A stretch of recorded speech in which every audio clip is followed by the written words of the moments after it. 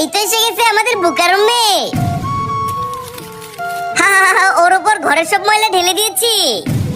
কিছু বলছেও না, চিল্লাচ্ছেও না। যতক্ষণ পূজার সাথে ফাইজলামি না করছি ততক্ষণ আমাদের মজাই আসে না। পূজা, কাল আমরা শপিং করতে যাব, তুমি আমাদের সাথে যাবে? ভাইয়া একটা কোন আইসক্রিম দাও। এই যে আমাদের ভালোবাসার পূজার জন্য আইসক্রিম। এই লাগিয়ে দিলা। আরে এই মেয়ের কি হয়েছে? কোনো জিনিসই ওর কিছু হচ্ছে না। কিছু তো আমি করেই ছাড়বো। এটাই ভাবছো তাই না? তোমার কাপড় কোথায় গেল? যাও ওইখানে গিয়ে দেখে নাও। বেচারি পূজা, তোর এই কাপড় সহ সকল কাপড় আমি পুড়িয়ে দিয়েছি। তোকে তো আমি কিছু করেই ছাড়বো।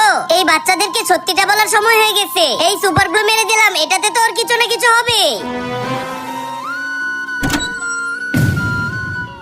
কি হচ্ছে এসব? আমি যাই করি তোর কিছু হচ্ছে না কেন পূজা? কারণ 2 দিন আগে ওর বাড়ি থেকে কল এসেছে এবং তার বাবা তাকে বলল, বেটি তোর মার